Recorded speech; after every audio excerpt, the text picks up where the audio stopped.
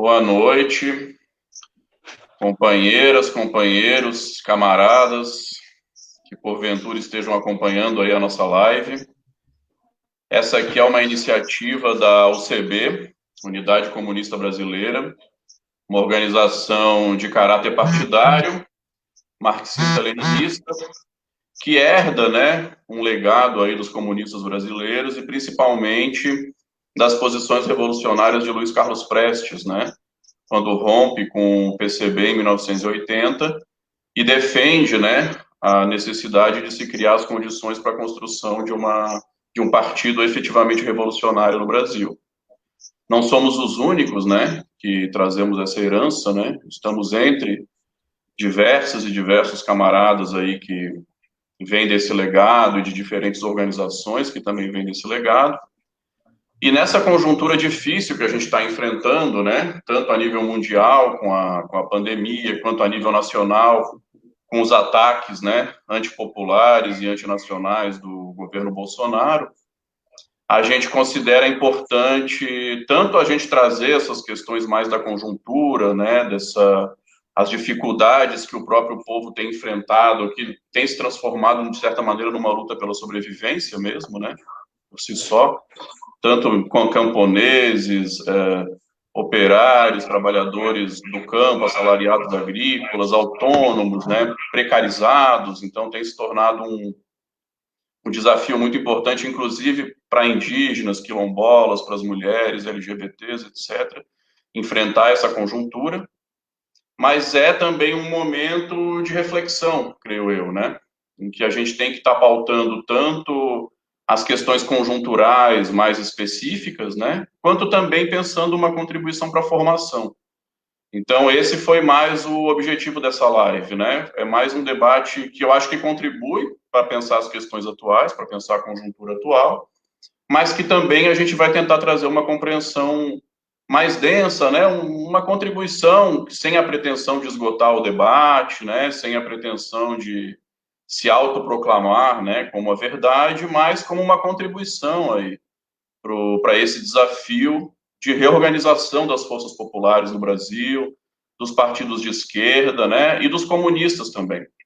O movimento comunista que sofreu uma crise importante depois da derrota do socialismo no leste europeu, mas que em muitos povos continuaram vivos esses processos, né, na África, no Oriente, em Cuba, e que hoje cada vez mais se retoma, né, o debate da importância de se superar a sociedade capitalista, né? Então, a gente tem presente aqui o Rodrigo Fernandes Ribeiro, que é professor do curso de Serviço Social da UFOP, Federal de Ouro Preto, o Adalberto Tabalipa, que é professor do IFSC, de Sociologia, né, do IFSC. Eu estou falando desde Miracema, do Tocantins, o Rodrigo desde Mariana, Minas Gerais, e o Adalberto desde Chapecó, é isso, né? Então, a gente... Falar alguma coisa, Adalberto? Tá. Então, a gente dividiu aqui uma exposição, né? A pretensão do nosso debate é trazer um pouco uma reflexão sobre as contribuições do sociólogo brasileiro Florestan Fernandes, né? Que tem uma trajetória aí multifacetada, uma trajetória muito interessante para pensar a interpretação do Brasil, né? Para pensar também os caminhos da Revolução Socialista no Brasil, uma trajetória muito polêmica também, né, que até hoje suscita muitos debates e diferentes interpretações, tanto sobre a obra do Florestan, quanto sobre as posições políticas do Florestan, né, e como a gente considera que ainda é um debate que carece, né, de mais amadurecimento, de mais contribuições e de sanar, inclusive, as polêmicas, né, que são latentes em torno desse debate, a gente dividiu aqui uma exposição, né, para falar um pouco sobre a contribuição do Florestan Fernandes para compreender o caráter do capitalismo dependente no Brasil e os caminhos, né, e pensar um pouco aí os caminhos da Revolução Socialista no Brasil. Então, para começar, eu queria passar a fala para o Adalberto, né, que que vai trazer aí uma perspectiva mais histórica, né, da contribuição do Florestan para a compreensão da particularidade brasileira. Pode falar, Adalberto. Então tá, primeiro, boa noite a todo mundo, né, aos camaradas, né, aos companheiros aí das organizações de luta que convivem aí no dia a dia com a gente, né, os estudantes, né, os trabalhadores em geral, e de fato, né, a gente fez uma divisão do trabalho aí, e eu vou iniciar falando um pouco sobre o processo histórico de formação do capitalismo dependente, né.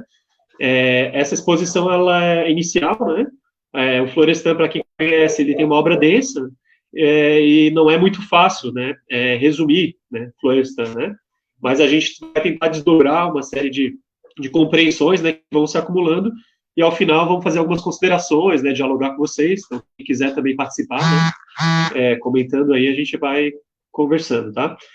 Primeiro, a gente, antes de começar a falar sobre a questão histórica do capitalismo dependente, é importante a gente lembrar que nós comemoramos agora, em 2020, o centenário de nascimento do Florestan Fernandes, né? Fazem 100 anos desde que Florestan Fernandes nasceu, da mesma forma que nós comemoramos os 25 anos desde o seu falecimento, né? Ele faleceu em 1995.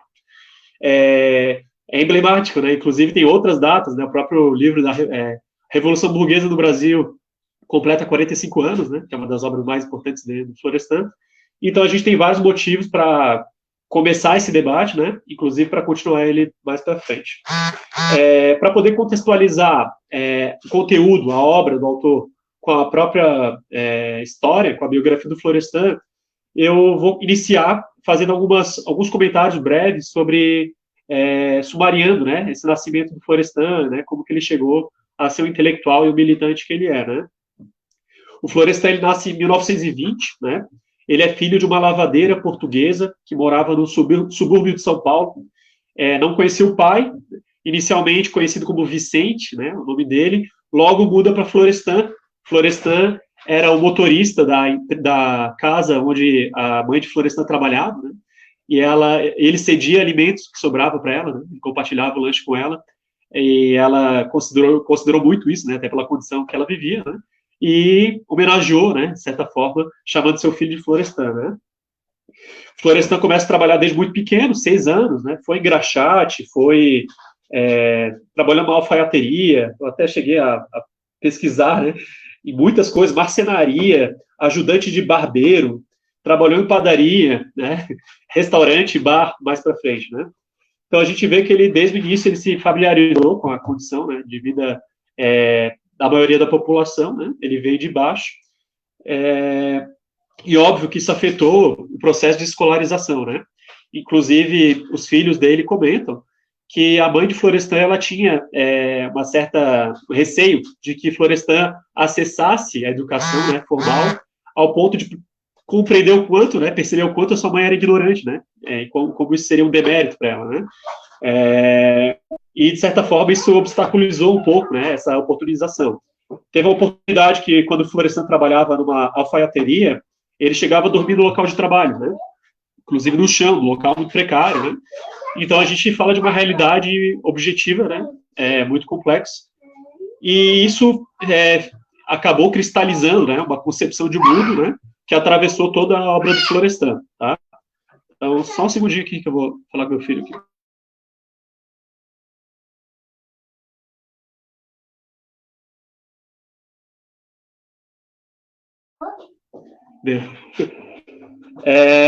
Então, Florestan, ele foi estudar tardiamente, né? Ele fez o curso de madureza, que equivale à formação de jovens e adultos, né? E ele foi incentivado por intelectuais que compareciam no local onde Florestan trabalhava, onde ele era garçom, e eles perceberam que ele vivia, né, lendo livro nos intervalos, né? E estimularam ele a estudar. Naquela ocasião, ele trabalhava entregando artigos de odontologia, né, em escritórios médicos, e ele queria fazer engenharia química, né, pelo que a biografia dele, ele disse que nem sabe o motivo, né, mas ele queria fazer engenharia química. Né, e, em função do curso ser integral, né, e ele não ter recursos para bancar isso, ele optou por ciências sociais, né, fez a formação dele lá, percebeu que lá frequentava, né, na USP, Universidade de São Paulo, naquele momento, só a alta elite do Brasil, né? Ele era, aliás, o único estudante pobre, né? E, ao mesmo tempo, ele teve que se cobrar um ritmo de estudo, 16 a 18 horas por dia, que fez com que ele se tornasse um grande intelectual, né? O melhor aluno da sala, né? Na medida em que todos os professores, a boa parte, perdão, dos professores, vinham de outros países, né, que era uma universidade recém-formada, na medida que esses professores voltavam para suas terra natal, os formandos assumiam as cátedras, né? Então, Florestan Fernandes assume como professor assistente, e logo depois ele vai se fixando, né? Até 1954, quando ele se torna livre docente, né, na universidade. E aí ele vai ter uma dupla tarefa, né? Primeiro, antes de adentrar essa questão, é importante ressaltar que Florestan já tinha uma perspectiva militante, né, desde a juventude, né? Muito provavelmente pelo nível de vida, né, a condição de vida da qual Florestan fez parte. Ele militou numa organização socialista pequena, né, mas ele chegou a militar nela. Na medida que o trabalho dele, acadêmico, começou a ganhar fôlego, né, ele preferiu investir suas energias, né, para realizar esse trabalho acadêmico, né.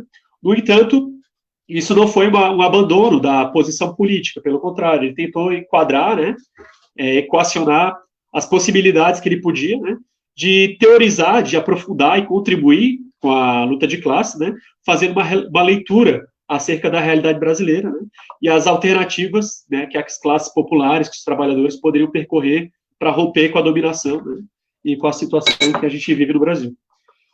Então, nesse momento, né, a gente vai percebendo que existe uma história se construindo, né, onde o primeiro momento ele começa a fazer um trabalho acadêmico, onde ele percebe que a pesquisa, né, a elaboração do método de pesquisa, né, da própria métier de um cientista, né, de ser atento à realidade, de ser criterioso, né, no estudo da realidade e de buscar conhecer a realidade efetiva, para além dos ensaios que eram escritos antes pelos scholars, né, ele tinha um compromisso de pesquisa. E ele aliou isso à necessidade de se articular, né, com os de baixo, ou seja, os setores subalternos, que eram esquecidos, né, da academia, que eram esquecidos da sociedade oficial, e é a partir daí que ele se construiu. A gente não vai aprofundar a história de Florestan, mas até 1995, com a morte dele, ele foi, além de, né, um intelectual, ele atuou como deputado, ele atuou como publicista, escrevendo em vários jornais, ele como educador, né? Então, existem várias perspectivas de atuação do Florestan. Eres, por favor, filho. Eu acho que... Tá todo mundo ouvindo aí? Será? Ok, só te coloquei em evidência aí, porque estás falando. Estão ouvindo? Estão ouvindo. Caiu aqui. Então beleza. Então, o Florestan, ele vai começar a desenvolver, né, no marco teórico dele, a teoria do capitalismo dependente, né, e que ele relaciona ela com a teoria da Revolução Burguesa no Brasil, né. Então, é difícil pensar uma teoria sem relacionar com a outra, né. Então, a gente aqui vai falar um pouco de como se constituiu essa teoria do capitalismo dependente, né, e depois falar historicamente como que esse processo foi se dando, ou seja, como que o Brasil, né, foi consolidando um tipo de capitalismo, né, diferente dos países centrais, né, das nações hegemônicas. Então, importante, existe um certo consenso de que Florestan começou a elaborar essa posição, né, essa teoria, final da década de 50, começo da década de 60, né, o estudo que ele fez sobre a questão do negro no Brasil, ele foi muito importante para essa elaboração, né. Em 1955, Florestan escreveu Negros e Brancos em São Paulo. Em 64, ele firma a obra dele, né, que é a integração do negro na sociedade de classe. Então, nessa obra, a gente já vê delineado algumas noções, né, que vão só se desenvolver a partir daí, tá? Depois do livro A Revolução Burguesa do Brasil, que foi lançado em 1975, isso só se aprofunda, né? Então, o capitalismo dependente, para o Florestan, é uma forma particular de desenvolvimento do capitalismo no Brasil, né, e em outros países, né, que compartilham de situações análogas, né, parecidas com o Brasil, né. E o Florestan, ele faz questão já de diferenciar, né, de dizer que não se trata de uma versão, o Brasil, né, não é uma versão insuficiente e anacrônica da história do desenvolvimento europeu, né? Ou seja, a gente não foi uma cópia que não deu certo, né? Pelo contrário, o Florestan ele tenta entender o desenvolvimento do capitalismo no Brasil a partir dos agentes de transformação da sociedade aqui no Brasil, né? Na relação com os dinamismos externos, né? Que, de certa forma, né, que influenciaram decisivamente, né, na criação do capitalismo. Ou seja, o capitalismo, como fenômeno mundial, se espalhava do centro para as periferias, né? Só que cada país, ele passou por processos próprios, né? E ele distingue como se deram esses processos, né? Então, quem que eram os agentes da resistência contra a mudança, quem que eram os agentes da mudança, né? E ele vai determinando, né, essa realidade rica, né, e complexa para ser compreendida. Então, inicialmente, o Florestan ele aborda a questão da colônia, né? O Brasil ele surge, né? Ele é no cenário europeu, né? No mundo capitalista como uma colônia, né? E o status de colônia obstruía os fluxos modernizantes, né? Ou seja, na medida que o Brasil se mantivesse como colônia, ele não conseguiria dar um salto qualitativo e se tornar uma nação, né? Então existia uma contradição nesse processo. De certa forma, por mais que a independência ela tenha trazido limites, né? Ela tenha muitos limites, ele percebe que a ruptura do pacto colonial ela foi importante para liberar, né, as forças que iriam lutar, né, para constituir uma ordem social competitiva, né? Quando a gente fala lutar, né, é bem entre aspas, no sentido de que a burguesia nativa, historicamente, ela não cumpriu uma tarefa clássica, né, no sentido de convidar os de baixo para uma luta histórica, para uma transformação radical da sociedade, né? Mas foram processos de alguma ruptura, de alguma mudança significativa, e na medida que a colônia deixa de ser, né, é possível, então, a gente começar a discutir essa transição da sociedade pré-capitalista para o capitalismo, né? Esse processo se deu de forma muito contraditória, porque se mantinha os vínculos com a escravidão, né? A escravidão, ela se manteve até quase o final do século XX, né? Perdão, do século XIX, o Brasil foi o último país do mundo a abolir a escravidão, né? E outros elementos, como a dominação estamental, né, senhorial, em que com certeza ia inviabilizar ao máximo, né, uma modernização e uma revolução nacional e democrática. Então a gente vê que, contraditoriamente, o Brasil foi constituindo algumas características de sociedades nacionais, sem acabar com o jugo da escravidão, né? E óbvio que isso ia, por um lado, atrasar todo o processo. De outra forma, o processo ia se tornar cada vez mais heteronômico, né? Desigual, né? Porque algumas partes se desenvolviam e outras não, né? E, curiosamente, a formação das grandes cidades, ela se deu, em vez do capital originário, né? Que seria esperado, ela se deu com o próprio excedente apropriado da escravidão. Ou seja, a formação das cidades modernas, ela se deu a partir do trabalho escravo. Então, existia uma resistência a querer acabar com a escravidão, ao mesmo tempo que era necessário acabar com ela, né? Então, o Florestan, ele vai mostrando como existe um equacionamento da questão da luta anti-escravista com a dinamização das cidades, né, da sociedade que estava se constituindo, na medida que existia, para ter capitalismo, tem que ter força de trabalho livre, né, assalariada. Então, a burguesia ela teve que fazer a luta anti-escravista, mas, como Florestan disse, foi uma revolução dos brancos para os brancos, né? Ela se deu só na medida em que atendia interesses econômicos, né, da classe dominante, que estava vinculada, né, às elites naquele momento, embora tivesse um projeto diferente, né, porque precisava afirmar o capitalismo, né? Então, a gente vai vendo que, de certa forma, né, esse processo acontece, né? A burguesia, ela consegue, de certa forma, né, superar a fase estamental, né, e dinamizar uma fase concorrencial no capitalismo. Mas, enquanto isso acontecia, o mundo continuava se dinamizando, né, se expandindo na lógica do capitalismo. E é muito curioso porque, além da demora com que os processos se deram no Brasil, também existiu um ritmo diferente e, por exemplo, o Brasil estava entrando na ordem competitiva quando o capital já era monopolista. Então, as empresas monopolistas, elas vinham disputar com o capital que estava surgindo, né, no Brasil, e o Estado, tinha uma função econômica bem importante, né? Ele ia direcionando os investimentos em infraestrutura para beneficiar justamente os setores, né, que faziam lobby, né, que eram os grandes monopólios internacionais, né? Então, o Brasil ele já começou em desvantagem, o capitalismo do Brasil, né? Além do fato de ter uma resistência de setores que não eram capitalistas, né, mas que tinham influência no poder político estatal, e a própria burguesia, que, por não ter sido uma burguesia forjada ao longo dos séculos, né, contra o feudalismo da Idade Média, né, instaurar uma classe revolucionária, a burguesia aqui ela tinha uma função revolucionária transformadora, mas ela não tinha condições objetivas de se apresentar como tal, né, nem subjetivas. Então a burguesia era uma burguesia débil, vacilante, ela foi se constituindo dessa forma. Então o que acontece? Na medida que o processo começa tarde no Brasil, né, o processo capitalista, ele também se dá de forma acelerada, né, e esse aceleramento ele vai criar um descompasso, um processo de modernização, aquilo que Florestan chama de modernização conservadora. Algumas áreas de desenvolvimento elas são, né, realizadas em detrimento de outras, né? Isso vai aprofundando uma heteronomia.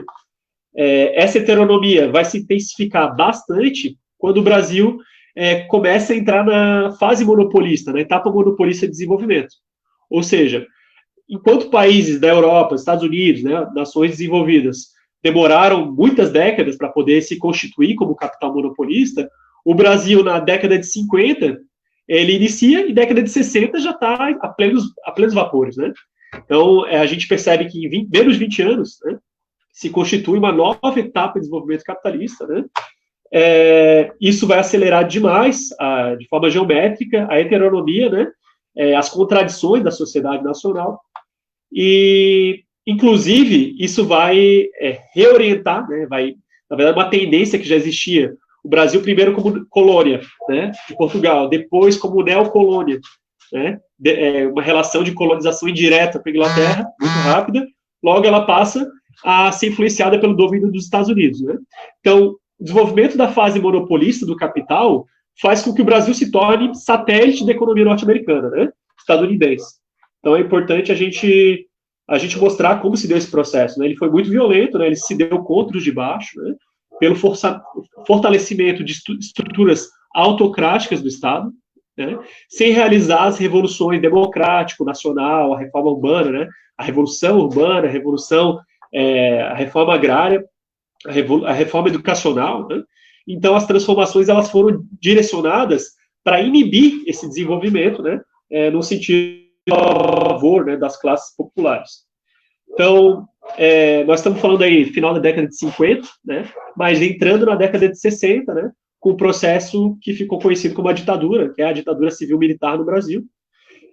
A ditadura cumpriu essas diretivas, né, aproveitou do regime de exceção para acelerar a acumulação capitalista, né, amplificando as desigualdades à custa de empréstimos vultuosos que o Brasil tinha dos Estados Unidos, sendo que esse recurso era o excedente econômico que os Estados Unidos tinham arrecadado no pós-guerra e que ele emprestava, né, em troco do direcionamento daquilo que deveria ou não deveria ser desenvolvido no Brasil, né? Então a gente vira um satélite de uma economia nacional, né? A sociedade nacional ela está atrelada a interesses diretamente extranacionais, né? Então a gente vai ver que esse processo vai ter um desgaste, né? A ditadura vai ter um desgaste e diante da pressão popular para não ser derrotada, a ditadura se reposiciona estrategicamente, né? Aquilo que chamam de redemocratização, que poderia ter sido, né, uma redemocratização, na verdade, o Florestan Fernandes chama de uma transição transada, né? Uma terminologia financeira, né, para sugerir um acordo financeiro, né? Onde a burguesia ela não sai do poder, né, os setores autocráticos da burguesia, do bloco de dominação monopolista, dos latifúndios, né, a serviço do imperialismo. No entanto, eles se reposicionam estrategicamente para ter uma aparência democrática, e os militares, eles ficam em posições estratégicas, né, inclusive na Constituição Federal, né, as prerrogativas do poder militar. Então, isso vai ser comentado mais para frente. O que é importante enfatizar é isso, né, a ditadura, ela consegue de certa forma, reciclar a dominação autocrática, né, e o Florestan vai desenvolver mais para frente essa teoria. Importante enfatizar qual que é a relação que a teoria do capitalismo dependente do Florestan tem com a teoria do imperialismo, né, do Lenin e demais autores que convergem nessa análise. Existe uma relação direta, né, entre as duas coisas, e, para além disso, né, o Florestan ele chega a desenvolver o conceito de imperialismo total, porque ele mostra como a dominação imperialista ela acontece além de fora para dentro, de dentro para fora. Ou seja, nas entranhas, né, da sociedade nacional, e ela atinge os mais variados níveis da vida social, né, criando uma dependência tecnológica, uma dependência cultural, uma dependência econômica, né, uma modalidade superior, digamos assim, né, de domínio imperialista. Tá? Então, a gente vai continuar agora com o Davi, vai aprofundar um pouco o debate sobre o capitalismo dependente, né, e depois o Rodrigo vai entrar na temática da revolução. Então, a gente continua a conversa depois das falas. Obrigado. Valeu, Adalberto. Então, dando continuidade aqui ao debate, né, acho interessante esse resgate que o Adalberto trouxe do processo histórico que, de certa maneira, impulsionou posteriormente o desenvolvimento do capitalismo dependente no Brasil e depois a sua consolidação, né? Essa transição histórica é um debate ainda bastante polêmico, né, nas diferentes compreensões que se tem da interpretação sócio-histórica do Brasil. Porque o período em que a gente tinha aqui o domínio da escravidão era um período que, em nível global, o que a gente tinha era acumulação primitiva de capital, né, ou acumulação originária de capital. E que o Marx, quando tá abordando a especificidade histórica da acumulação primitiva, da acumulação originária, ao mesmo tempo em que ele fala que essa acumulação primitiva ela foi prévia à acumulação capitalista, né? Ou seja, ela impulsionou, ela criou as condições para que futuramente se hegemonizasse o modo de produção especificamente capitalista, que é só quando a gente tem a generalização do trabalho assalariado, né? De acordo com os termos do próprio Marx. Ao mesmo tempo, o Marx também vai dizer que desde esse período a gente já está na era capitalista mundial, né? Então, acho que aí é que está a grande polêmica. O que alguns autores vão argumentar que desde o período colonial o Brasil já é capitalista porque está dentro dessa era capitalista mundial, mas, ao mesmo tempo, na particularidade brasileira, o modo de produção especificamente capitalista ainda não era dominante, né, nesse período. E a gente ainda não tinha generalização do trabalho assalariado, né? E mesmo Portugal ainda não tinha passado, nesse primeiro momento, por um processo de industrialização capitalista, né? A própria Revolução Industrial ela vai se dar muito mais tarde, em 1760, né? Na Inglaterra. Então, me parece interessante a compreensão do Florestan, né? Quando ele vai falar de uma realidade pré-capitalista, né? Onde já havia uma dependência, já havia que, na verdade, o que ele diz é que o senhor de engenho recebia da metrópole uma espécie de remuneração e o excedente ficava com a metrópole, né? Então, e que posteriormente, como nesse movimento histórico que o Adalberto já apresentou, a gente tem a emergência de uma revolução burguesa no Brasil, mas uma revolução burguesa atípica, né? Ou seja, não é uma revolução burguesa clássica. E é interessante que, se a gente retoma o debate dos próprios clássicos do marxismo, a gente já tem uma compreensão de que não há um único modelo de revolução burguesa, né? Se a gente pega o próprio Marx, ele já está abordando ali, tanto na crítica à filosofia do direito de Hegel, introdução, quanto também na ideologia alemã, ele já está falando de uma particularidade que tinha a ver com o atraso da Alemanha naquele processo, né? A Alemanha que teve a sua unificação tardia com relação aos processos da Inglaterra e da França, que foram muito mais avançados, né? O modelo da Inglaterra é que fica como um modelo clássico, né, de revolução burguesa. O Gramsci também vai falar, né, da revolução passiva na Itália, né? Então ele já vai ver uma particularidade ali na Itália de uma revolução burguesa não clássica, né, que faz acordos com a velha aristocracia, com a velha classe dominante do período do feudalismo, né? O Lenin vai falar em via prussiana, né, quando está falando da unificação tardia na Alemanha. O Lenin, quando está analisando o desenvolvimento do capitalismo na Rússia, né, também está trazendo particularidades de como que se deu a Revolução Burguesa na Rússia, que é diferente também de como que se deu o desenvolvimento do capitalismo e depois a consolidação da Revolução Burguesa na Rússia, né? Que é diferente também dos modelos clássicos, né? Que seriam principalmente os modelos da Inglaterra, da França e dos Estados Unidos, né? Que seriam consideradas revoluções burguesas clássicas, porque elas rompem definitivamente com o passado, de certa maneira, né? Elas rompem com a velha classe, fazem a reforma agrária, a emancipação nacional, e elas se dão a partir de uma guerra civil e de uma ruptura também, né? Enquanto esses outros modelos não clássicos de revolução burguesa, eles se dão com um acordo pelo alto, né? Até esse sociólogo norte-americano, Murray Jr., que fala em modernização conservadora, né? E que o Florestan vai apropriar, de certa maneira, dele esse conceito de modernização conservadora, ele traz o exemplo do Japão também, né? Como uma revolução burguesa que se dá através de um acordo pelo alto, né? E não trazendo as massas para uma ruptura com o passado, né? Então, ela preserva esses elementos do passado, né? Agora, o que é interessante é a gente entender aqui que não se trata de falar que não há desenvolvimento do capitalismo nesses processos não clássicos, que não há modernização, né? E, inclusive, não se trata de falar que há alguma incompletude nessas revoluções burguesas. Porque a ideia de que haveria uma incompletude é porque ainda teria que completar a Revolução Burguesa. E isso não aparece, inclusive não aparece no Florestan.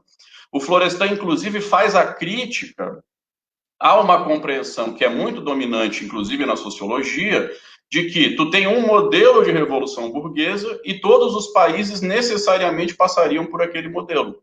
O Florestan faz a crítica a essa ideia. Ou seja, se ainda não realizamos reforma agrária, se não temos a plena emancipação nacional, etc., etc., isso significa que ainda teríamos uma revolução burguesa para cumprir, uma revolução burguesa para se consolidar. O Florestan faz a crítica a essa compreensão. Ele fala de como que a revolução burguesa se consolidou no Brasil. Ou seja, a revolução burguesa está consolidada. É isso que o capitalismo tem para nos oferecer, né? O capitalismo dependente é o único tipo de capitalismo possível no Brasil. É a maneira como o Brasil se integra numa estrutura de poder que é global, né? E aí, nessa integração, é entender, inclusive, esse processo que o Adalberto trouxe um pouco, do imperialismo, né? Ou seja, aquele imperialismo inicial, que ali até a Segunda Guerra Mundial ainda tinha uma disputa significativa entre diferentes nações, mas que após a Segunda Guerra Mundial, você tem uma certa hegemonia dos Estados Unidos. E aí tem diferentes autores que trazem essa hegemonia. O próprio Mesaros é um que vai trazer isso, né? Ele vai falar de um imperialismo global hegemônico, né? O Florestan também traz a categoria de novo imperialismo, naquele livro Capitalismo Dependente e Classes Sociais na América Latina, centrado em uma potência econômica e militar, que são os Estados Unidos, né? E o Brasil se incorpora, né, o capitalismo dependente brasileiro, ele se consolida já na época, né, da sua fase monopolista, ele se consolida se integrando, né, de maneira subalterna a essa estrutura do imperialismo global hegemônico, né? Então, esse é o capitalismo possível no Brasil, né? Então, quando o Florestan apresenta esse movimento da Revolução Burguesa no Brasil, ele não está dizendo que a nossa Revolução Burguesa está incompleta e que tem Revolução Burguesa para completar. Pelo contrário, ele fala, ela está completa. Essa foi a maneira atípica, particular, com que se consolidou a Revolução Burguesa no Brasil. Ou seja, ela está consolidada. A questão é que ela se consolidou de maneira atípica, né? Então, não foi feita reforma agrária, a gente não tem uma emancipação nacional, a maneira como o nível que a democracia burguesa chega às massas é extremamente restrito, né? Então, é uma democracia restrita típica, ou é uma democracia de cooptação que se combina com uma reciclagem da autocracia burguesa, né? Ou um entrelaçamento entre autocracia burguesa e democracia de cooptação. Mas esse é o capitalismo possível no Brasil, né? Então, quando se apresenta isso, não está se colocando, o capitalismo dependente é o capitalismo que temos no Brasil, mas seria possível termos um outro capitalismo, né? Um capitalismo não dependente. O Florestan Fernandes vai dizer que a nossa classe dominante, ela não tem interesse em romper com esse modelo dependente, né? ela se consolidou no poder mantendo os laços de dependência, né? Inclusive com esse processo da apropriação dual do excedente, né? Ou seja, que uma parte do excedente fica com a burguesia nativa e a maior parte do excedente vai para fora, vai para, né, a burguesia dos países centrais do imperialismo, mas ela está contente com essa situação, né? Então ela não busca romper com esse modelo dependente. Então, a nossa burguesia se incorpora ao sistema de poder imperialista mundial num período em que já se dá uma batalha de vida ou morte entre capitalismo e socialismo, radicalizando o caráter reacionário das burguesias imperialistas e das burguesias dependentes. Então, a nossa classe dominante lida com essa realidade através de uma contra-revolução prolongada que combina formas mais ou menos explícitas de poder autocrático, né? Saindo um pouquinho do Florestan aqui, indo para o Stiva Mesaros, quando o Mesaros está falando desse imperialismo global hegemônico e da maneira como os países da periferia do sistema, ou os países ditos subdesenvolvidos, não tiveram uma decolagem, né, para atingir o pleno desenvolvimento, o Mesaros fala que isso seria um defeito estrutural do próprio sistema.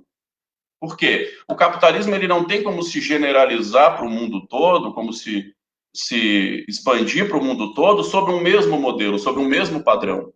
Porque ele implica necessariamente o acúmulo da maior parte do excedente por parte de algumas nações hegemônicas e a superexploração, a subjugação, o aprofundamento da dependência dos países periféricos, né? Então, essa estrutura hierárquica a nível global, ela também é intrínseca à própria lógica do capital, né? Que necessariamente leva ao monopólio e necessariamente leva ao imperialismo, né? Então, o Mesaros coloca esse caráter dependente ou periférico de alguns países como um defeito estrutural do próprio sistema, né? Então, não seria superável essa condição por dentro, né, da ordem capitalista, sem fazer nenhum enfrentamento, né, com a ordem capitalista. Mas para o final do livro Revolução Burguesa no Brasil, o Florestan já está indicando, né, o que poderia acontecer depois do distensionamento da ditadura civil-militar.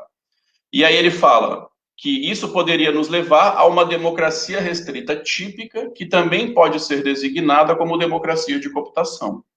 Então, é uma democracia que não consegue, de certa maneira, atender aos anseios das massas populares, né, mas que busca cooptar algumas lideranças, algumas figuras das classes populares para manter a ordem da maneira como ela está, né? Então, esse seria o caráter dessa democracia de cooptação. E ele vai falar também que isso criaria os vínculos orgânicos que deverão entrelaçar os mecanismos da democracia de cooptação com a organização e o funcionamento do Estado autocrático.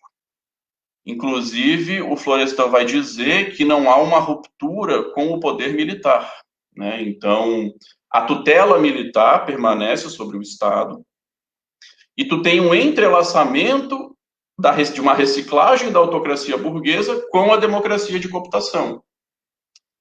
O Carlos Nelson Coutinho, por exemplo, no livro Cultura e Sociedade no Brasil, ele concorda em uma série de questões com o Florestan, mas ele discorda do Florestan nessa parte, né, de que essa transição pós-ditadura só teria reciclado a autocracia, seria mais uma versão da autocracia, né? O Coutinho vai considerar que o Florestan não está dando valor para as conquistas que o movimento popular teve, no movimento das diretas, na própria Constituinte, né? As conquistas de direitos que se afirmaram ali na Constituinte. O Florestan, inclusive, foi deputado constituinte nesse período, né? E eu creio que ele reconhece o que teve de conquista formal naquele momento. Mas, ao mesmo tempo, ele é muito realista em perceber que foi também, de certa maneira, uma transição conservadora. Então, assim, houveram conquistas, mas foi mais uma transformação pelo alto, ou seja, foi mais uma transformação em que não houve uma ruptura definitiva com o passado. Inclusive, comparando com outros países da América Latina, torturadores não foram punidos, né? Então, não teve uma ruptura definitiva com o passado. Então, permanece essa tutela militar, né?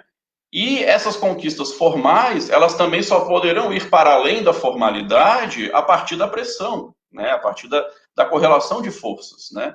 E se a classe dominante, se os monopólios, o imperialismo, o latifúndio continuam sendo predominantes nessa correlação de força, eles vão fazer valer muito mais os seus interesses, né? Então, o Coutinho vai criticar o Florestan por não considerar, né, as conquistas ou as conquistas democráticas que a gente teve nessa transição pós-ditadura, mas me parece que os acontecimentos mais recentes, de certa maneira, aí é minha opinião, né, afirmam o eixo de análise que o Florestan colocou, né, porque quando o Florestan fala dessa democracia de cooptação, em primeiro lugar, em nenhum momento ele diz que essa democracia de cooptação não seria viável ou poderia ser implementada. Ele coloca, não, essa democracia de cooptação ela é implementada, ela se combina com uma reciclagem do poder autocrático, porém, essa democracia de cooptação, ela tem muito pouco a ceder. Porque a nossa classe dominante, pelo seu próprio caráter, né, a maneira como ela consolidou o seu poder, excluindo as amplas massas, né, com esse tipo de democracia restrita, ela tem muito pouco a ceder. Então, o que me parece é que, no período aí dos anos 2000, em que a gente teve os governos, né, Lula, Dilma, a gente teve uma conjuntura em que relativamente foi possível ampliar algumas políticas sociais, etc., etc., de maneira muito limitada também, né, porque a gente não teve reformas estruturais, a gente não teve, inclusive, medidas mais avançadas que em outros países da América Latina foram tomadas, né, nacionalização de recursos naturais. Outros países da América Latina fizeram até novas constituintes, né, fortalecimento da participação popular, algum tipo de reforma agrária, né, coisas que Venezuela, Bolívia, ou até Equador, a gente viu de alguma maneira. No caso do Brasil, não. No caso do Brasil, a gente não teve reformas estruturais, não teve restatização de empresas que haviam sido privatizadas, como, por exemplo, a Vale, né? Mas a gente teve uma conjuntura em que, a partir de algumas mudanças nas relações internacionais, né, eu acho que a venda de commodities e de matéria-prima para a China teve um peso significativo nisso, permitiu uma certa margem de manobra para ampliação de algumas políticas sociais. Só que eu acho que, a longo prazo, o que ficou demonstrado é justamente isso que o Florestan colocou, de que essa democracia de cooptação, ela tem muito pouco a ceder. Então, eu acho que, de certa maneira, os governos do PT, eles se apoiaram nessa democracia de cooptação. Mas a realidade mostrou, inclusive com o aprofundamento da crise e com a necessidade de radicalizar alguns ataques de retirada de direitos dos trabalhadores, etc., etc., inclusive os ataques no sentido de aprofundar a dependência, a desnacionalização, etc., etc., chegou uma hora que essa democracia de cooptação mostrou o seu limite, né? Ou seja, mostrou que ela realmente é restrita, ela realmente tem muito pouco a ceder, e a classe dominante prefere um governo assim, ó, 100% sangue puro mesmo, né? Ou seja, que não tenha que prestar satisfação nenhuma para o movimento popular. Então, me parece que... E o golpe de 2016, né? Me parece que, de certa maneira, reafirmam o que o Florestan colocou, que na transição pós-ditadura, a gente teve esse entrelaçamento da democracia de cooptação com a reciclagem da autocracia, né? Então, aqui, ó, trazendo alguns dados mais atuais, né, relativamente recentes, inclusive sobre a manutenção dessa estrutura no Brasil e o aprofundamento da dependência em termos socioeconômicos também, né? Se a gente fala, por exemplo, da concentração de terra, né, em 2011 a gente tinha 30 mil proprietários de terras que concentravam 318 milhões de hectares, né? Enquanto antes, em 2013, eram 112 mil proprietários com 215 milhões de hectares, né? Então, assim, o fato de haver modernização, né, da produção no campo, de existirem assalariados agrícolas, né, não só camponeses, isso aí não elimina a concentração de terra e a estrutura do latifúndio, né? Porque é justamente uma dialética entre o novo e o velho que a gente está falando, de uma modernização conservadora, né? Então, se a gente vai admitir que há modernização, sim, claro que há modernização nas relações de produção no campo. A gente, ao mesmo tempo, vai constatar a manutenção e, inclusive, o aprofundamento da concentração de terra e do latifúndio, né? Então, acho que é mais ou menos isso que significa essa modernização conservadora. E principais setores da burguesia nacional, né, como Cosan, Vale, Gerdau, JBS, tem uma dissertação do Arthur Monte Cardoso, que foi orientado pelo Plínio de Arruda Sampaio Júnior, né, que fala sobre a burguesia nacional nos anos 2000. E ele mostra como esses 4 principais grupos, né, mantêm esse caráter, né, base produtiva simples, utilização intensa de recursos naturais, energia elétrica e mão de obra barata, baixa capacidade de incorporação de progresso técnico, dependência tecnológica e financeira em relação ao grande capital internacional, expansão por aquisição de operações já existentes e financiamento advindo principalmente do capital internacional e do Estado brasileiro, né? Aí vem, inclusive, um pouco daquela categoria de capitalismo monopolista de Estado, né, que o Adalberto até trouxe um pouco, que o Estado unifica o poder, né, da classe dominante brasileira, mas ela mantém essa dependência tecnológica, e para ela tá bom assim, ela não está interessada em ser uma burguesia soberana, com projeto autônomo de nação, né, e o Brasil virar um país imperialista, imagina, né, ou seja, como se essa burguesia, como se o Wesley, né, que foi para Miami, não sei como que trocou lá o dinheiro por dólar e ganhou uma grana e foi embora para Miami, como se o Wesley fosse querer romper com a dependência e construir um projeto soberano de nação para o Brasil virar imperialista, né? Eu acho que não, essa burguesia não tem esse horizonte, né? E tem alguns dados também sobre desnacionalização, né? Alguns mais recentes aqui de 2018. René Pereira, né, em 2018, afirma que nos últimos anos quase 400 empresas passaram para as mãos de estrangeiros no país. Eles desembocaram 133 bilhões nesse período para comprar participações em companhias nacionais. O movimento vem crescendo desde 2014, mas ganhou destaque no ano passado, que seria 2017, né? Quando as transações envolvendo o capital externo avançaram 40%, de 75 em 2016 para 108 em 2017, né? Então, o período ali dos anos 2000, ao mesmo tempo em que a gente teve uma relativa margem de manobra conjuntural, que possibilitou a ampliação de algumas políticas sociais, a gente teve o aprofundamento da dependência estrutural. Então, em termos estruturais, a gente não caminhou no sentido de romper com a dependência, né? A gente continuou mantendo esse processo de aprofundamento da dependência, que após o golpe de 2016 vai se radicalizar mais ainda, né? Então, essa dupla articulação, segregação interna, né, e dependência externa, com o golpe de 2016 e mais recentemente com o governo Bolsonaro, vai se radicalizar, né, completamente, assim, né? Então, eu acho que seria mais ou menos nesse sentido, assim, da gente resgatar um pouco algumas dessas categorias do Florestan. Não significa que o Florestan vai ser uma panaceia, né, que vai nos permitir a compreensão dos elementos conjunturais, inclusive a gente tem que estar sempre atualizando essas análises, né.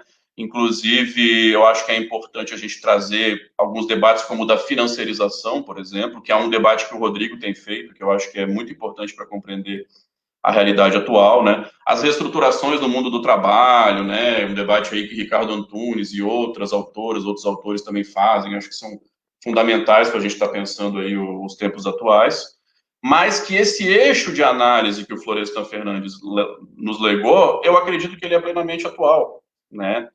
E, em primeiro lugar, o Florestan apresenta uma perspectiva revolucionária, né? Ou seja, a perspectiva que ele apresenta não é reformista. Inclusive, o Coutinho discorda com o Florestan justamente nisso, né? Porque o Coutinho acreditou ser possível somente pela via desta democracia que temos, uma transição até o socialismo. Coutinho que trouxe também uma contribuição fundamental para o marxismo brasileiro, né? Acho que não deve ser desmerecido, né? Mas que discordava do Florestan justamente nisso. E o Florestan falava de uma necessidade de uma ruptura, né? Ou seja, da democracia burguesa para uma democracia popular, proletária, etc., você tem necessariamente uma ruptura. Então, a perspectiva que o Florestan coloca é uma perspectiva leninista e revolucionária, né? Eu acho importante enfatizar essa questão e, mais uma vez, enfatizar que a análise do Florestan sobre a Revolução Burguesa no Brasil, em nenhum momento coloca que a Revolução Burguesa no Brasil está incompleta. Ele fala que a Revolução Burguesa brasileira está completa, consolidada, porém de maneira atípica. não é uma revolução burguesa idêntica foi a dos países clássicos, né? Mas essas tarefas nacionais e democráticas que a burguesia não realizou, não serão realizadas pela burguesia, elas serão realizadas pelas massas proletárias e populares, ou seja, elas se tornam tarefas da revolução socialista, estão inseridas dentro da estratégia da revolução socialista. Tá? Então, em nenhum momento, dentro da minha compreensão, o Florestan fala de incompletude da revolução burguesa no Brasil. Então, agora eu queria passar para o Rodrigo, que vai falar para a gente um pouco sobre revolução, sobre a perspectiva da revolução em Florestan Fernandes. Olá, camaradas. Boa noite a todos aí, Alberto, Davi e demais camaradas que estão nos vendo. Vocês estão me ouvindo? Estão me ouvindo bem? Sim, estamos ouvindo, Rodrigo. Beleza. Então, assim, ó, acho que diante de tudo isso que vocês dois colocaram, né, o que eu poderia contribuir para essa discussão está relacionado, acho que a categoria, né, a categoria revolução. Né? Como que o Florestan Fernandes, ele calibrou essa categoria no sentido de identificar, né, o processo de revolução burguesa no Brasil, né, as transformações que ocorreram na particularidade brasileira, e também, né, o quanto Florestan identificou a questão da revolução socialista como uma saída, né, no caso do drama da América Latina, para a superação da dependência e do subdesenvolvimento. Né? O Florestan tem essa contribuição muito evidente, né, na maior parte das suas leituras, né, principalmente nos seus últimos ensaios, né, e também na sua própria vida militante, né, como deputado, como parlamentar, né, e como militante de diversas causas que ele foi durante boa parte da sua vida. Né. É bom sempre referendar, né, que a análise florestiana ela está inscrita dentro do conjunto de relações de produção e reprodução que se estabelecem dentro da sociabilidade, né? Então ele traz vários elementos sociológicos, mas também traz muitos elementos, né, das transformações, do dinamismo econômico, das transformações culturais, né? E aí essa análise riquíssima que Florestan nos aportou, né, ela traz também, de uma forma muito evidente, né, um antagonismo de classes, e a luta de classes enquanto elemento central, né, do desenvolvimento histórico. Né? Então, muito amparado em Marx, em Lenin, em diversos outros autores do campo marxista, Florestan não deixa de evidenciar onde essas classes sociais, no conjunto das relações de produção, onde que elas se embatem, né, quais são os processos que elas estabelecem na processualidade histórica. Então, nesse sentido, né, Florestan, quando, ao mesmo tempo que ele está vendo a revolução burguesa se concretizando na América Latina e no Brasil, ele também está vendo, né, o quanto a burguesia, né, como o Adalberto colocou, quanto essa burguesia débil, né, carente de um projeto autônomo de revolução, de um projeto autônomo, né, de sociabilidade, que superasse a dependência, o quanto essa burguesia se amparou, se ancorou, né, na questão da contra-revolução preventiva. Né? Então, ao mesmo tempo que a gente teria, no desenvolvimento histórico do capitalismo, a possibilidade da transformação revolucionária, né, da revolução, a burguesia empreendeu o seu projeto de contra-revolução. Né? Não à toa que, como Florestan coloca, né, no livro Que é Revolução, que essa contra-revolução ela não se chamou por esse nome, ela se colocou como revolucionária, no caso, né? Chamou a sua contra-revolução preventiva de revolução, né? Falando especificamente do golpe civil-militar de 64. Né? E aí, quando o Florestan fala, né, da revolução burguesa, ele não deixa de evidenciar, como Marx também evidenciou, o potencial revolucionário que a burguesia teve, né, de superação de uma ordem feudal, né, de superação de uma ordem atrasada, né, e que esse potencial revolucionário também foi interditado historicamente, principalmente porque, né, o processo de acumulação capitalista produziu um coveiro da sua própria história, né, que é o proletariado. Né, e ao produzir o proletariado, produzir essas relações de produção de compra e venda da força de trabalho, o fulcro central do capitalismo se tornou a exploração da força de trabalho, né, enquanto produtora de mais valor. E aí, sem dúvida nenhuma, a partir dessa impossibilidade histórica, né, de superar esse processo de garantir de fato condições igualitárias, né, um planejamento centralizado da própria sociedade, né, o Florestan também identificou essa impossibilidade histórica da burguesia. Mas o Florestan também identificou, né, as suas próprias versões, né, como o Davi colocou e o Adalberto, né, a versão clássica de revolução da burguesia que teve, né, que demonstrou um potencial revolucionário, ela desenvolveu as forças produtivas, né, como nunca até hoje.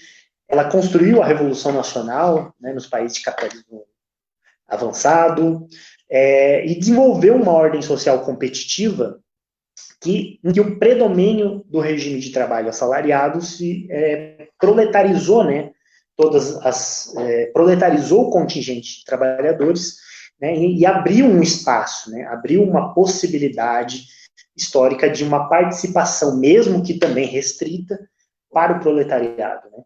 E essas condições, né, se desaguaram, né, em todas as lutas revolucionárias da classe trabalhadora, que potencializaram, né, a constituição histórica de conquistas de direitos sociais, de direitos trabalhistas, de participação, né, em algumas oportunidades históricas, né, principalmente nos países de capitalismo central. Então, essas versões, essa versão clássica da Revolução Burguesa, ela não encontra um paralelo, né, ou não é um modelo que pudesse ser internalizado, né, da mesma forma na constituição do capitalismo dependente, dos países de capitalismo dependente, né? Não só pela processualidade da qual ela se desenvolveu, né, como o Adalberto falou, né, do processo colonial, né, no próprio processo de neocolonização também, né, da qual os móveis capitalistas foram, né, transferidos externamente para essa realidade da América Latina, né, na qual também, né, a burguesia não surgiu desse processo revolucionário, ela surge do aburguesamento de uma oligarquia que dominava, né, que dominava as relações de poder nessa região, né, em conjunto com a metrópole, é claro, sempre importante demonstrar isso, e que esse processo ele interditou a incorporação, né, a integração da classe trabalhadora dentro da ordem social competitiva. Né? Interditou de tal forma, e acho que isso é sempre importante relembrar, que a constituição de uma proteção social, de uma proteção da classe trabalhadora, de direitos sociais, né, na nossa realidade histórica, foi tardia. Né? Não à toa que os direitos trabalhistas do Brasil eles se constituíram somente na década de 30 e 40, principalmente, né, no período histórico da qual a industrialização foi uma necessidade do capitalismo central de implementar, né, um processo de industrialização dos países de capitalismo dependente, e que foi, mesmo naquele momento, constituído apenas por uma fração restrita da classe trabalhadora, né, urbana, proletarizada, e que só pôde se ampliar de uma forma um pouco mais avançada com a Constituição de 88, né, que passou uma fração expressiva da classe trabalhadora, principalmente do âmbito rural, que pôde ter acesso a direitos trabalhistas. Né. E se a gente for identificar nos nossos dias de hoje ainda, né, numa realidade da qual 40% da classe trabalhadora, né, está no âmbito da informalidade, a gente percebe o quanto essa integração na ordem social competitiva ela ainda é restrita, ela ainda é difícil, né? Está falando de uma uma fração da classe trabalhadora que está desprotegida, né? Já estava desprotegida antes da pandemia que nos assola hoje, né? Que só pode, que teve que conquistar uma renda emergencial básica para sobreviver nesse período, mas já estava desprotegida antes da pandemia, né? Uma fração da classe trabalhadora que não poderia se adoentar, não tinha direito a férias, né? Que tinha que batalhar cotidianamente, né, por seus direitos. Então, a gente está falando de uma sociabilidade ainda que restringe a participação efetiva desses trabalhadores, né, dentro de uma ordem social competitiva ou moderna do capitalismo, né, que ainda está restrita a um contingente muito pequeno de trabalhadores, né? E uma outra característica dessa relação ainda, né, dessa constituição ainda débil, né, dessa integração nessa sociabilidade, está relacionada diretamente à forma de poder que prevaleceu dentro da América Latina, né, e dos países latino-americanos, ou mesmo do Brasil, que é a partir do caráter autocrático da dominação burguesa, que o Florestan, né, aprofundou muito em vários livros, em vários escritos dele, principalmente nos ensaios, né, da década de 70 para frente, da qual ele identificou, né, que a condição autocrática foi uma condição fundamental para a manutenção dos privilégios da burguesia e de demais estratos, né, ou classes intermediárias que tinham, né, condições de participar, vamos dizer assim, dessa ordem social competitiva. E aí, esse processo, né, ele é explícito, como o próprio Davi colocou, né, a impossibilidade dessa revolução democrática ou dessa revolução nacional, né, está vamos dizer assim, no cerne, né, nas veias abertas da América Latina, quando a gente percebe que o século XX foi um século, né, principalmente, né, na década de 50, na década de 60, foi um século de profundas intervenções, né, do imperialismo, né, intervenções que desaguaram em ditaduras militares, né, em governos autoritários, né, que representavam esse ideal autocrático de poder, né. Mesmo na década de 60, o Brasil, a classe trabalhadora não estava organizada de tal forma, com partidos proletários comunistas, para que assumissem o poder e instituíssem uma sociedade socialista. Mas a maior parte das forças organizadas estavam, né, defendendo um projeto de reformas democráticas, né, ou do que a gente pode também chamar de revoluções democráticas no contexto do capitalismo dependente. Né, se a gente for pensar a impossibilidade, ou a ineficiência, a impossibilidade histórica da burguesia instituir esses processos de revoluções democráticas, né? Revolução agrária, revolução educacional, revolução urbana, né? Então, esse processo ele é muito demonstrado nesse momento. E não só a recorrência das ditaduras militares, né, ou aos governos autoritários, mas também, né, há diversas formas como a própria democracia se estabelece nesses países, né, como uma condição ritualística, né, da qual, inclusive, o predomínio econômico é fortíssimo, né, é quem comanda esse processo e da qual a classe trabalhadora ainda está, né, não inserida de uma forma plena. Então, esses processos, eu acho que, como o Davi já colocou um exemplo que eu ia falar, né, que era a própria impossibilidade histórica que desagou no golpe, né, jurídico parlamentar de 2016 no Brasil, mas que se demonstra principalmente na intervenção que o imperialismo tem feito nos países da América Latina. Né, uma intervenção que se utiliza a partir das estruturas que o imperialismo total construiu na América Latina, né, seja as estruturas jurídicas, educacionais, das grandes corporações, que de dentro para fora, né, construíram, né, processos de ruptura, né, democrática e afastaram os governos, ou derrubaram esses governos, né. E eu acho que o exemplo da Venezuela é um exemplo que evidencia muito, né, a impossibilidade histórica do imperialismo total aceitar de forma, né, pacífica, governos que constituem projetos soberanos, projetos autônomos de desenvolvimento, né, sejam eles capitalistas ou socialistas. Então, não é à toa que essa resistência que a Venezuela está fazendo hoje, né, demonstra que o imperialismo não sossega, não tem, né, e para eles nem que eles tenham que colocar um fantoche como presidente, né, que não tenha nenhuma legitimidade popular, né, é uma saída para eles, para que eles possam, de fato, construir essa dimensão autocrática de poder, em que alguns privilegiados vão poder se associar às burguesias do imperialismo estadunidense. Né? E aí o Florestan fala, né, quem faz a revolução? Florestan, quem faz a revolução são as massas proletárias. Né? O potencial vem, né,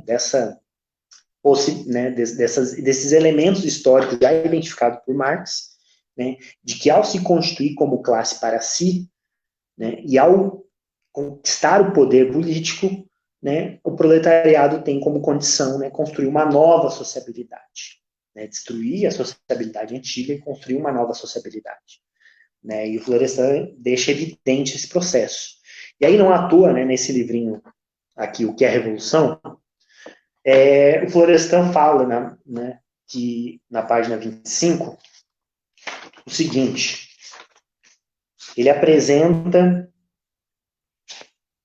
ele diz assim, em suma, quem faz a revolução? Quem faz a revolução é a grande massa proletária. E quem lhe dá sentido é a grande massa proletária. Não se trata de uma categoria social como o povo, mas da parte do proletariado, da proletária do povo e daqueles que, não sendo proletários, identificam-se politicamente com o proletariado na destruição das formas burguesas de propriedade e de apropriação social. Então, o Florestan deixa evidente, né, que quem pode superar esse obstáculo, né, do capitalismo dependente, do capitalismo, mas da condição, né, desse capitalismo na América Latina, é o proletariado. E aí, para isso, ele se utiliza, né, de diversas de uma outra relação dialética que está relacionado à revolução dentro da ordem e à revolução contra a ordem. Né? Florestan, a análise florestiana deixa evidente, né, que no movimento da luta real da classe trabalhadora, que o proletariado, que as forças proletárias, né, e os partidos, né, que representam, que fazem parte dessa classe, né, eles têm como uma das principais bandeiras históricas muitas das tarefas que a burguesia nacional não cumpriram, né, não são impossibilitadas de cumprir dentro do capitalismo dependente. Então, as bandeiras da luta pela revolução agrária, da revolução urbana, né, da revolução educacional e da revolução democrática em geral, todas elas são necessidades históricas de serem empreendidas, mas não no sentido de resolvê-las dentro dessa sociabilidade, porque há uma impossibilidade estrutural, histórica, principalmente pela relação com o imperialismo. Né? Mas que essas bandeiras, ao mesmo tempo em que elas, né, estão no campo da Revolução Democrática Nacional, elas têm que se transformar ou gravitar o seu eixo para uma transformação revolucionária da ordem, para a conquista do poder revolucionário e para a constituição dessa própria sociabilidade nova. Né? Então, Florestan Fernandes deixa em evidência esse processo. Então, ele fala, inclusive, na página 26, né, falando, né, um pouco sobre essa questão da revolução dentro da ordem e da revolução contra a ordem.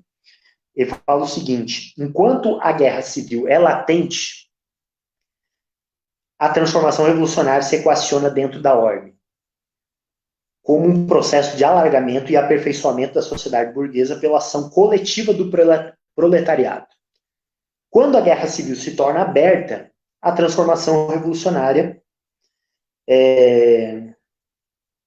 se equaciona contra a ordem, envolvendo primeiro a conquista do poder e mais tarde a desagregação da antiga sociedade e a formação de uma sociedade sem classes, destituída de dominação do homem pelo homem e do elemento político, né? Portanto, de uma ordem sem sociedade civil e sem Estado.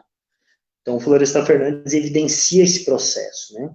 como ele é um autor, né, que construiu diversos ensaios densamente, né, com uma reflexão abstrata densa, né, o Florestan também não deixou de construir ensaios, né, estudos que pudessem estudar, né, que pudessem analisar empiricamente revoluções concretas do seu tempo, né? Então, Florestan Fernandes faz nesse livro aqui, né, Da Guerrilha ao Socialismo, uma análise sobre a Revolução Cubana, né, demonstrando, né, todo o potencial do conjunto de táticas que o movimento 26 de julho empreendeu no seu processo, na sua luta, né, contra a burguesia local e contra o imperialismo, né, demonstra em diversos momentos o momento da situação revolucionária, e aí ele, né, amparado em Lenin, ele diz, né, que dentro de uma situação revolucionária tudo é possível, inclusive a vitória do proletariado, né. Então, ele evidencia também o papel da guerrilha nessa revolução em específico, a questão do nacionalismo, que foi fundamental também para construir uma identidade dessa classe trabalhadora, a questão do planejamento social centralizado e a constituição do novo homem. E aí ele demonstra nesse livro, né, todo o processo em que a classe trabalhadora reivindicava mais democracia contra a ditadura do Batista, né, reivindicava melhores condições, né, a revolução educacional, reivindicava a revolução agrária, a revolução urbana, e como, dentro do processo da revolução, né, da guerrilha e da conquista do poder, esse eixo de gravitação de bandeiras né, não cumpridas pelas revoluções burguesas, elas foram constituídas a partir de uma ótica e de uma perspectiva socialista, né, de uma nova ordem social. Então, esse livro também demonstra muito, né, dentro das contribuições do Florestan, o quanto ele conseguiu apreender esses movimentos, o quanto a Revolução Cubana foi, né, um farol dentro dessa análise, e nos aponta, né, eu acho que como contribuição histórica, os limites da democracia burguesa, né, os limites das eleições que são ritualísticas, né, os limites da participação da classe trabalhadora dentro dessa ordem, né, sociometabólica, né, e os limites em que, vamos dizer assim, as perspectivas desenvolvimentistas têm ao ainda, né, levantarem a bola para uma possibilidade histórica de um governo, né, que pudesse realizar essas transformações em conjunto com uma burguesia com alguma característica, né, com algum verniz nacionalista, e de que esse processo pudesse constituir de uma forma pacífica, né, de uma forma meramente dentro dos marcos da democracia burguesa. Então, acho que o Florestan tem essa contribuição muito forte, né, identificar o que foi a Revolução Burguesa e o que é a Revolução Socialista, o que foi a Revolução Socialista cubana e o potencial que a Revolução Socialista, né, tem para a libertação dos povos, em especial nessa questão, a libertação da classe trabalhadora na América Latina, né. Então, acho que esses são alguns elementos aí que eu tenho para contribuir para esse debate, e que nos possibilita aí, né, avançar nos debates.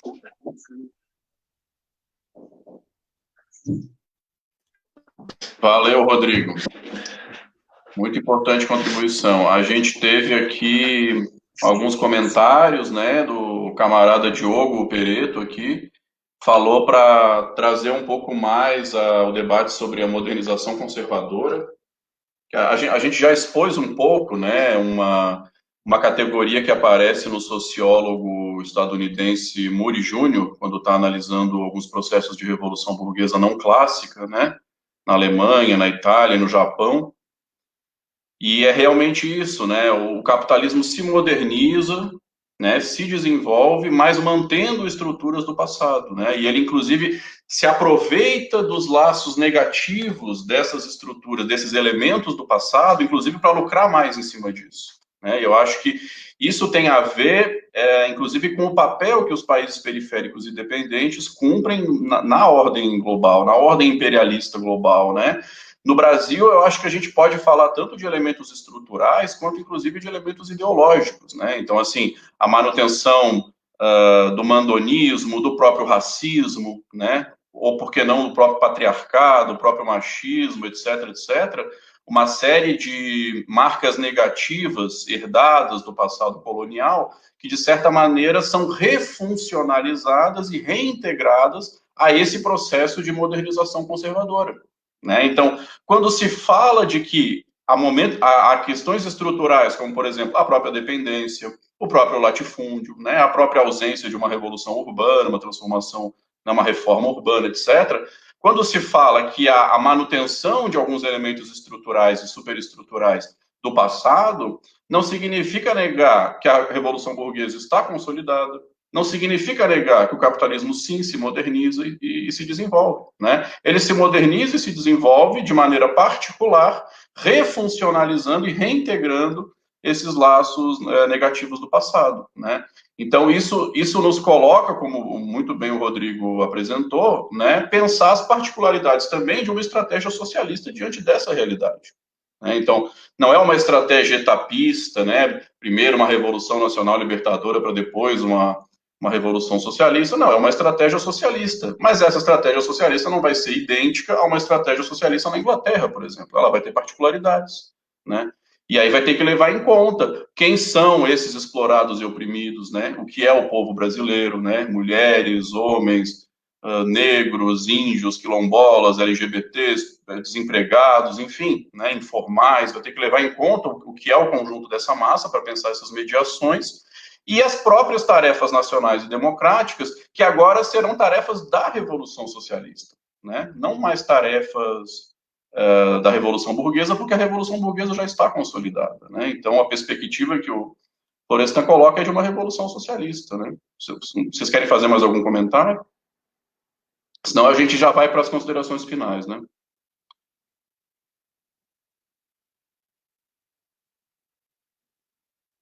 Podemos ir para as considerações finais, então? Tá, vamos começar pelo Adalberto, então, aí, para as considerações finais.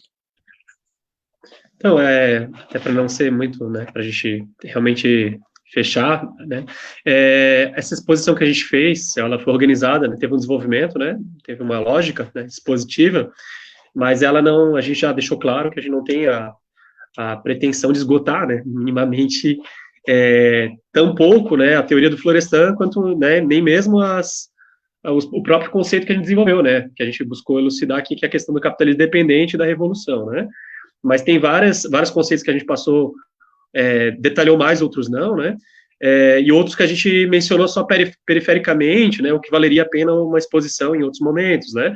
Eu acho que a questão, por exemplo, da superexploração, né, ou seja, a gente substitui a sociedade escravista por uma sociedade de mercado, né, que se baseia na força de trabalho livre, mas a gente também submete, né, o regime submete a classe trabalhadora a uma exploração, né, o Florestan chama de a nova variação da escravidão, né, então isso vai ter uma função importante, né, inclusive no mecanismo de apropriação do excedente econômico, né, porque para manter essa dominação, tu tem que fazer um repasse muito grande, né, para os sócios majoritários do grande capital, né, então, e para isso tem que ter uma superexploração, né.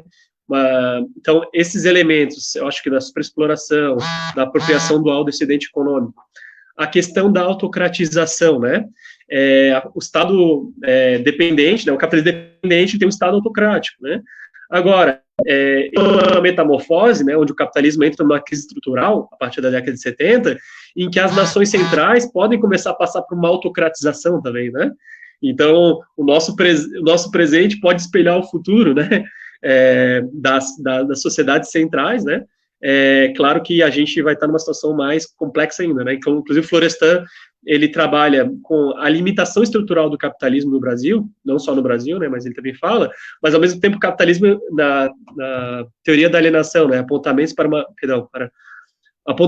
sobre a teoria do autoritarismo, ele aponta uma certa flexibilidade, como o capitalismo consegue, né, sobreviver por tanto tempo, né, se ele tem limitações estruturais, né, como é que ele consegue fazer isso, né, a gente percebe agora os países centrais, no meio da pandemia, investindo volumes, né, gigantescos de recursos, né, para poder sobreviver a essa crise, e parte desses recursos vieram das nações dependentes e vêm das nações dependentes, né?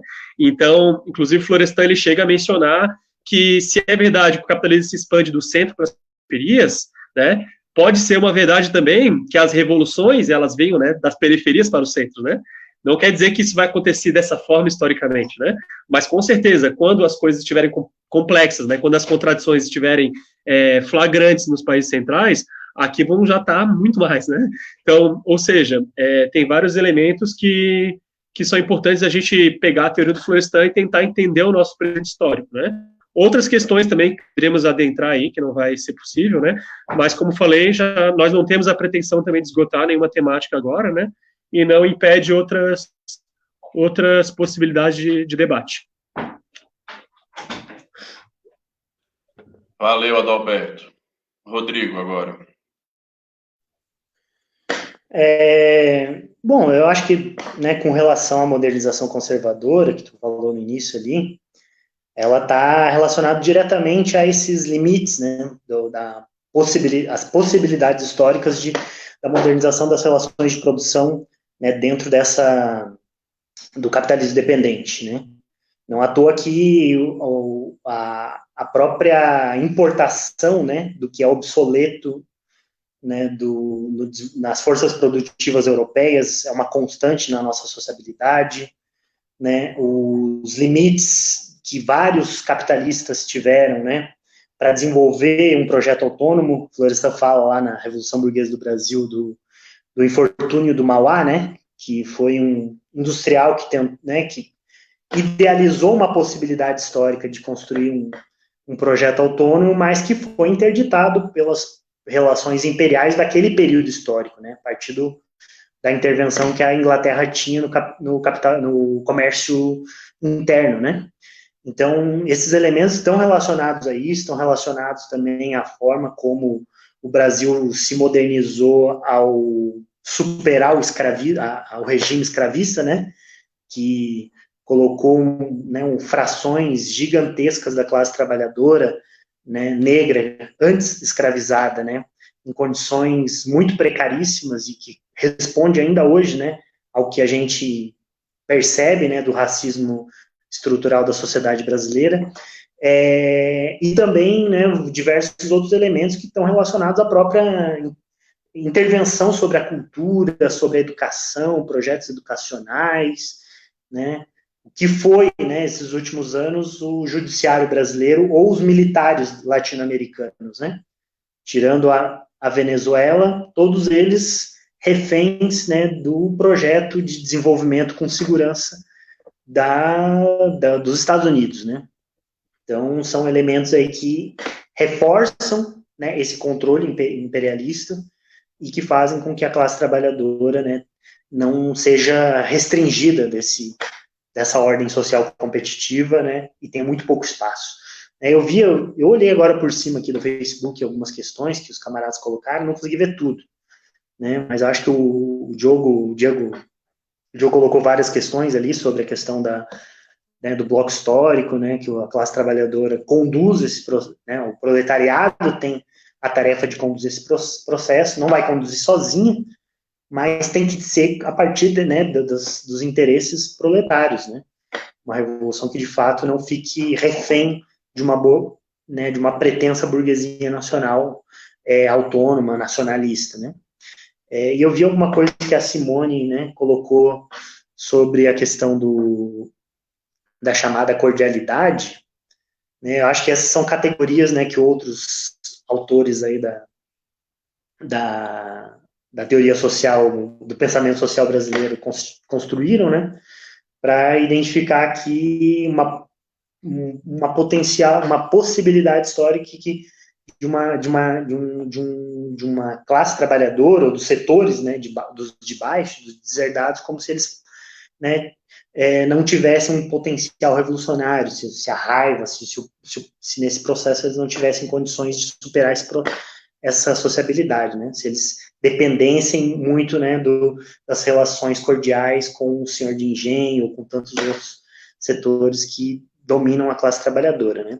Acho que está para além disso, acho que está no sentido de uma manipulação, né, da classe trabalhadora, né, se a gente for pensar no período contemporâneo, de uma manipulação dos interesses da classe trabalhadora, né, no sentido de internalizar valores do empreendedorismo, né, valores de uma educação financeira, né, que cada um pudesse se virar de forma autônoma e virar empreendedor de si mesmo, né, e que esconde, em algum sentido, né, o que de fato a classe trabalhadora tem de raiva, né, dessas frações que dominam o poder, né, mas que são manipuladas por diversos atores, né, inclusive o nosso presidente, que também manipula, né, esses interesses cotidianamente, né, e que a gente precisa, né, na disputa das ideias, na disputa da ideologia, ganhar eles também.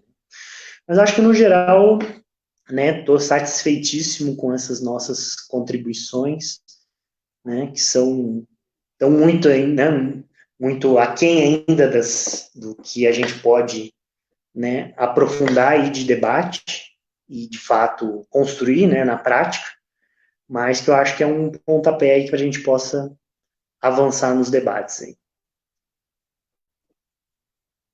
Valeu, Rodrigo. Realmente, eu acho que para uma primeira experiência foi muito interessante, né? A gente tem uma média aí de pessoas assistindo entre 40 e 50, né? Ao longo de toda a live, a média, digamos que foram 50 pessoas, né? Então, com certeza, um espaço de formação muito importante. E para finalizar, eu queria colocar um pouco de uns apontamentos do Florestan que aparecem num texto que é Movimento Socialista e Partidos, que na verdade esse texto é uma transcrição de um discurso do Florestan, né? E eu acho interessante alguns elementos que ele aponta quando ele fala da relação entre movimento socialista e partido socialista. E ele fala que dependendo, que assim, ó, o nível de avanço dos partidos socialistas ou comunistas vai depender também do nível de diferenciação que o regime de classe tem em cada país. Tá? É como se fosse assim o nível do amadurecimento da luta de classes e também do aprofundamento do processo da classe se transformar em classe em si e classe para si, né? E que muitas vezes em países onde essa diferenciação ainda não está aprofundada, que ele considera que no Brasil essa diferenciação ainda não chegou ao seu ápice, no sentido da organização da classe em si e também para si, né? Os partidos podem, muitas vezes, acabar correspondendo mais à alienação moral de seus dirigentes ou a interesses mais subjetivos do que políticos, né? E ele fala da necessidade de superar isso, né? E quando ele está falando da necessidade de superar isso, ele fala de uma questão interessante aqui sobre a relação entre movimento socialista e partido, né? Ele fala, quando se dá prioridade ao movimento socialista, estamos com isso debilitando os partidos socialistas, né? O movimento seria o conjunto, né, das forças organizadas que, de alguma maneira, entram em choque com a ordem, têm interesses antagônicos à ordem, né? E os partidos são os diferentes partidos que atuam no interior desse movimento. Aí ele vai dizer, é claro que não. Ou seja, quando o movimento se fortalece, isso não necessariamente vai debilitar os partidos. Desde que surja um espaço político comum e que ele seja respeitado e possa crescer, é claro que cada partido socialista pode explorar este espaço de uma forma crescente, em termos de sua viabilidade, de sua variabilidade e de sua versatilidade. É claro que esse espaço, ao crescer, aumenta a liberdade dos partidos. Ele não limita essa liberdade. Aliás, o espaço comum não tem um fim específico. Não se destina a alimentar o fluxo de desenvolvimento de uns partidos e a sufocar o de outros. De modo que o movimento não pode ser visto como uma arapuca. Ele não nasce para destruir o socialismo. Ao contrário, ele surge e vigora como fator de vitalidade, de versatilidade e de flexibilidade dos partidos. Então, eu acho interessante trazer um pouco desses apontamentos para a gente pensar o próprio processo da reorganização da esquerda no Brasil, né?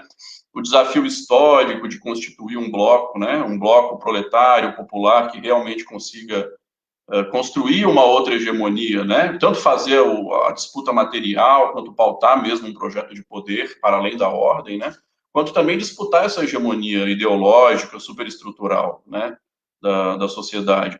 E aí eu acho interessante essa perspectiva, né, de que os partidos sejam capazes de conformar instrumentos de unidade mais amplos, né, e que nesse espaço da construção dessa unidade é que as vanguardas ou as lideranças surjam no decorrer da própria luta, né. Acho que isso era algo que o Prestes colocava muito, que a Anita Prestes também reafirma bastante, né, que essas lideranças, elas vão se forjar na luta, elas não vão se autoproclamar, né, então a vanguarda, ela não se autoproclama.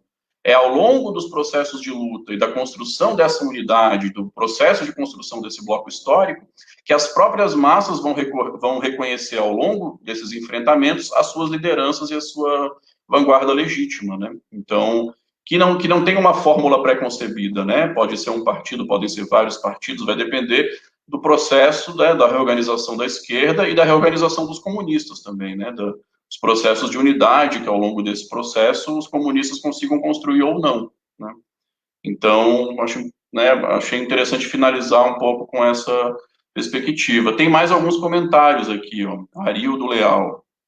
Camaradas, com todas as deficiências do capitalismo e também baseado no exemplo da Venezuela, que teve um crescimento econômico, mas como era de um único produto, apenas acabou sendo engolido pela elite econômica capitalista. Mas a pergunta é, será que já não estaria na hora de ideologicamente propormos um mecanismo de forma internacional para...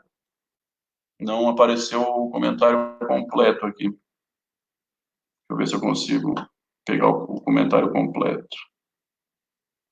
Não apareceu o comentário completo. Mas, enfim, né, eu acho que são dificuldades aí de um processo de enfrentamento dessa dependência, né, e realmente a Venezuela teve essa dificuldade histórica de ficar dependente da exportação do petróleo, e eu acho que a Venezuela também é uma demonstração que, de certa maneira, também reafirma a compreensão do Florestan, né, porque a partir de um momento em que a Venezuela começa a tentar trilhar um caminho soberano, ela já entra em choque com elementos da oligarquia, da burguesia nativa e com o imperialismo, e isso já, de certa maneira, já leva a choques que já começam a apresentar a perspectiva de ir para além da ordem, né? Então, eu acho que, de certa maneira, o processo venezuelano reafirma a compreensão do Florestan de que, para superar a dependência, vai ter que apontar para além da ordem. E eu acho que, se a Venezuela não avançar nesse caminho para além da ordem, ou seja, realmente ter uma economia planificada, avançar, né, no horizonte do socialismo, eu acho que ela não vai conseguir resistir a todas essas ofensivas do imperialismo, né? Bom, por enquanto era isso. Então, acho que a gente pode finalizar por aqui, né? Ô, Davi, Fala. Só queria agradecer também aos camaradas que se identificaram ali, a todos que assistiram também, né? Acho que nos surpreendeu a participação, mas também aqueles que colocaram ali, deram um salve, um parabéns, tal, né? O Felipe, a Kellen, a Jennifer, né? O Marco, quem mais? Tem mais gente ali também, né, que colocou, né, identificou o Pedro também, o Wallace, Soares também, né, então todo mundo aí, né, um agradecimento também, e eu acho que é importante a gente aproveitar esse momento também para a gente discutir, né, os rumos, né, da nossa sociabilidade, né, e para onde que a gente pode avançar, como que a gente consegue avançar. Então, agradecer a todos e a vocês dois também. Valeu, camaradas. Foi muito boa essa troca. Agradecer a participação de todas e todos também. E vamos continuar aí, né? Fazendo esses debates com outros camaradas que tiverem essa disposição e seguir amadurecendo e construindo esse diálogo tão necessário nos tempos de hoje, né? Valeu. Obrigado. Valeu, gente. Boa noite. Boa noite.